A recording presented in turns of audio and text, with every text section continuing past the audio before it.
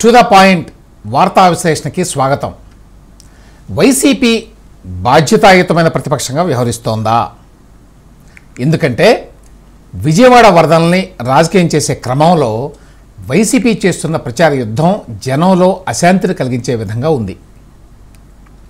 ఆ వివరాలతో పాటు విజయవాడని బుడమేరు వాగు ముంచడానికి ఏ ప్రభుత్వాల కారణం, అలాగే దాడుల కేసుల్లో మొదలైన అరెస్టుల పర్వం, ఎమ్మెల్యేలపై వచ్చినటువంటి ఆరోపణల మీద టీడీపీ తక్షణమే స్పందించిన వైనం, ఈ అంశాల గురించి ఇవాల్టి టు ద పాయింట్.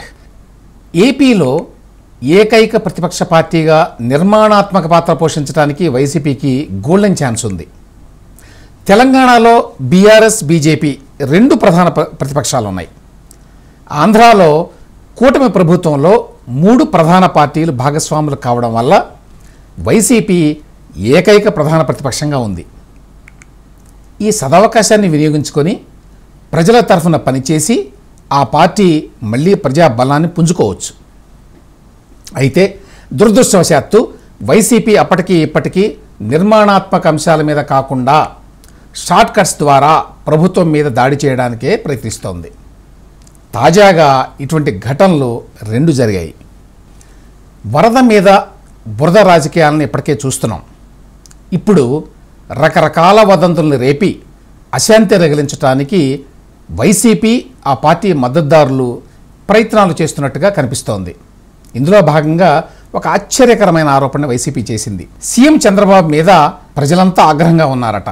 ఆ ఆగ్రహాన్ని కట్టడి చేయడానికి సెల్ ఫోన్ టవర్లు పనిచేయకుండా కుట్ర చేసిందట ప్రభుత్వం. సెల్ ఫోన్ సిగ్నల్స్ని అమానవీయ కూటమి ప్రభుత్వం జామ్ చేసిందట. వరద బాధితుల గోడు ప్రపంచానికి తెలియనివ్వకుండా చంద్రబాబు నాయుడు అతి తెలివి ప్రదర్శించారట. కమ్యూనికేషన్ లేకపోవడంతో నిస్సహాయ స్థితిలో వరద బాధితులు 3 రోజులు నరకం అనుభవించారట. నీ పబ్లిసిటీకి డ్యామేజ్ అవుతుందని వరద బాధితుల్ని బలి చేసావా చంద్రబాబు అని కూడా నాటకీయంగా వైసీపీ ప్రశ్నించింది. విజయవాడలో వరద సమయంలో సెల్ సర్వీసులకి కొంత ఆటంకం కలిగి ఉండవచ్చు. ఆ రోజున ఇలాంటి సమయాల్లో సర్వీసులకి డిస్రప్షన్ రావడం కొత్త విషయం కాదు. అయితే ఆ తర్వాత ఆ వెంటనే మొబైల్ ఫోన్లు పనిచేయడంలో ఎట్లాంటి ఇబ్బందులు కలగల.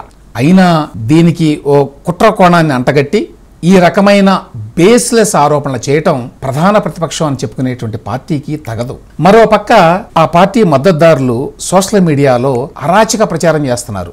వరద కారణంగా ఇళ్లలో చేరిన బురదని కడగడం కష్టం కాబట్టి ఫైర్ ఇంజిన్ల ద్వారా శుభ్రం చేయించడానికి ప్రభుత్వం పూనుకుంది. దీన్ని వక్రీకరిస్తూ కులం అడిగిన తర్వాతే కడుగుతున్నారు అని చెప్పి వైసీపీ కార్యకర్త ఒకరు సోషల్ మీడియాలో ప్రచారం మొదలుపెట్టాడు. దీని మీద ఆంధ్రప్రదేశ్ పోలీసు స్పందించింది. సమాజంలో అశాంతి రేకెత్తించే విధంగా ఇటువంటి ప్రచారం చేస్తే యాక్షన్ తీసుకోవాల్సి వస్తుంది అని చెప్పి కూడా హెచ్చరించింది. వరదల సందర్భంగా దుష్ప్రచారం చేసిన వారిని పోలీసులు ఇప్పటికే గుర్తిస్తున్నట్టుగా తెలుస్తోంది. సోషల్ మీడియాని ప్రభుత్వం కంట్రోల్ చేయాలా వద్దా అనేది ఒక వివాదాస్పద అంశం.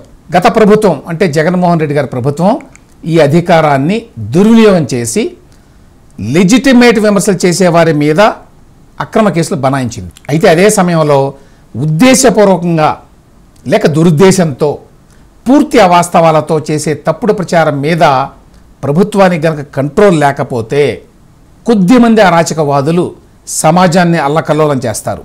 అందువల్ల ప్రభుత్వాలు ఇటువంటి విషయాల మీద లోతుగా దృష్టి పెట్టి ఏ విధంగా వ్యవహరించాలి అనే దాని మీద విధి విధానాలను రూపొందించుకోవాలి. సరైన వ్యవస్థను ఏర్పాటు చేసుకోవాలి. వ్యక్తి స్వేచ్ఛని కాపాడుతూనే సమాజంలో బాధ్యతారాహిత్యాన్ని శిక్షించాలి.